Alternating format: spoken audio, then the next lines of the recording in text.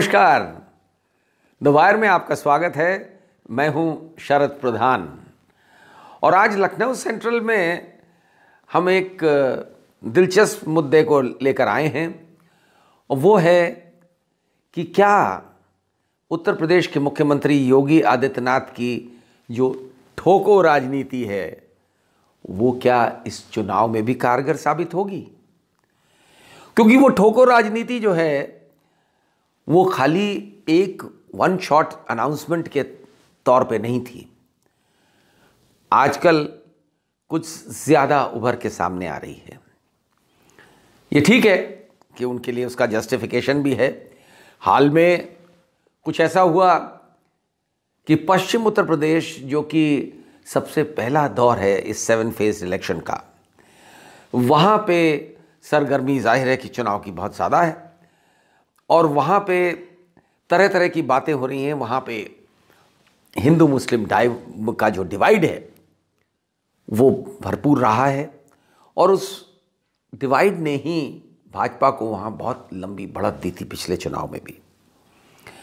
इस बार फिर से वो डिवाइड को उभारने का प्रयास किया जा रहा है, क्योंकि चुनाव से पहले जो साल भर जो किसानों का आंदोलन चला उस कारण वहाँ पे हिंदू और मुसलमान का डिवाइड जो है वो समाप्त हो गया और जाट जो कि डोमिनेंट कम्युनिटी है हिंदुओं की, उनमें और मुसलमानों में फिर से एका हो गया।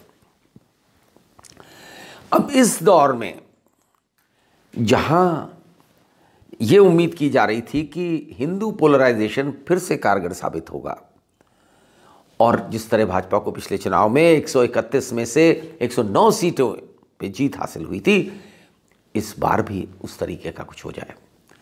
देखिए, ये तब मुमकिन था जब हिंदू मुसलमानों का डिवाइड था और आज की डेट में ऐसा नहीं दिखता है, तो इसको कैसे किया जाए।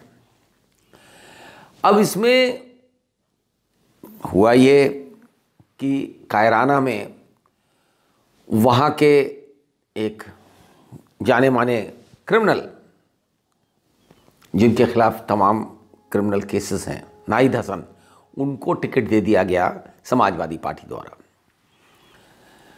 बड़ी कंट्रोवर्सी हुई, बिल्कुल आजकल बात चल भी रही, बहुत रही है और उनके बारे में चर्चा ज़्यादा हुई क्योंकि वो विपक्ष के थे और गैंगस्टर्स एक्ट में उठा के बंद भी कर दिया गया और जेल में है आज की डेट में। अब लोगों को ये लगने लगा कि वो नाहिद हसन जेल में हैं, कैंपेनिंग उनकी बहन कर रही हैं और उनके और समर्थक कर रहे हैं।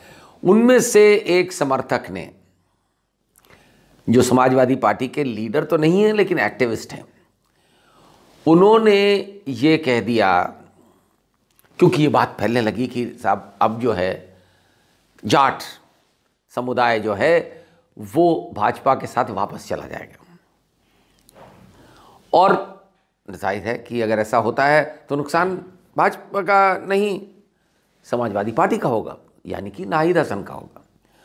तो नाहिद हसन के समर्थक ने ये कहीं कह दिया कि यदि जाटों ने हमें इस बार नाहिद हसन को वोट नहीं दिया तो जो है उसका बदला हम बगल की दूसरी जो कॉन्स्टिट्यूएंसी है शामली, कायराना के बगल में, हम वहाँ लेंगे, क्योंकि यहाँ पे मुसलमान बहुत बड़ी तादाद में है।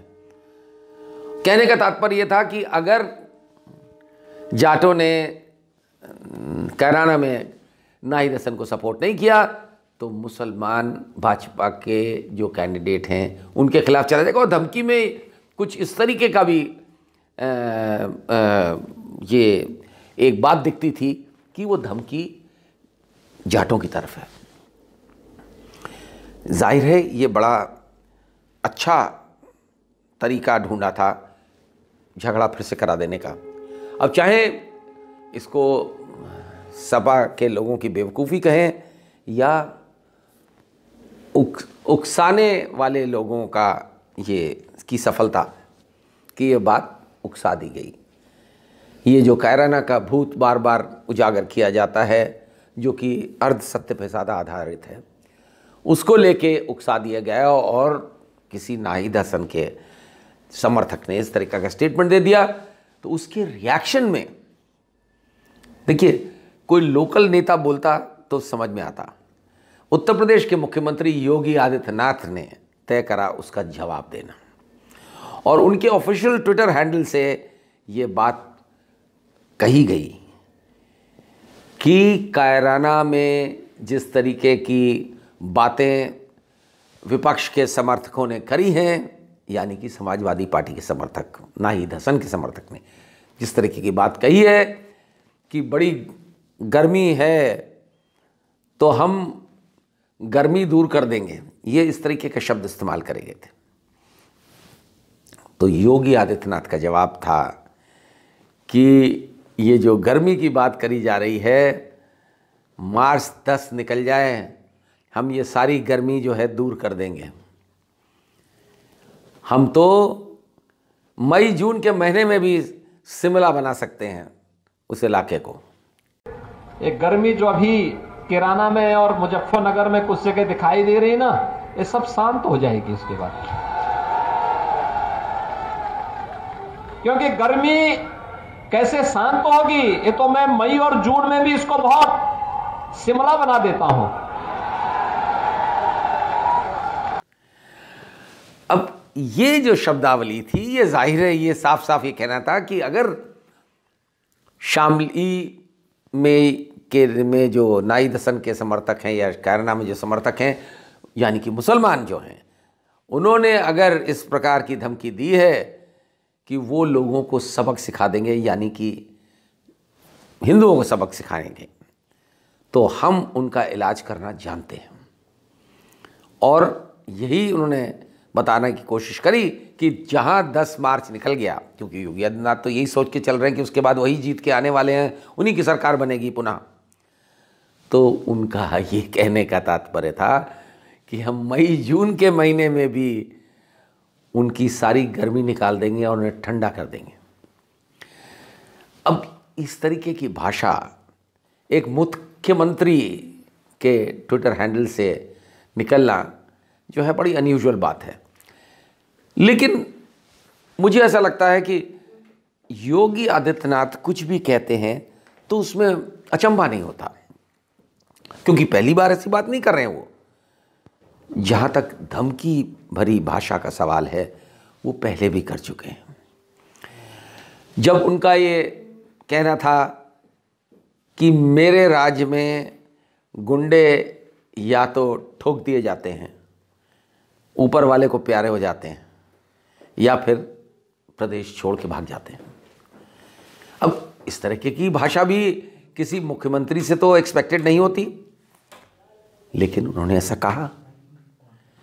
अब जहाँ तक उसका सवाल है कि क्या किसी मुख्यमंत्री को इस तरीके की भाषा का इस्तेमाल करना चाहिए या नहीं, ये मुझे लगता है बड़ी आउटडेटेड सी चीज़ है।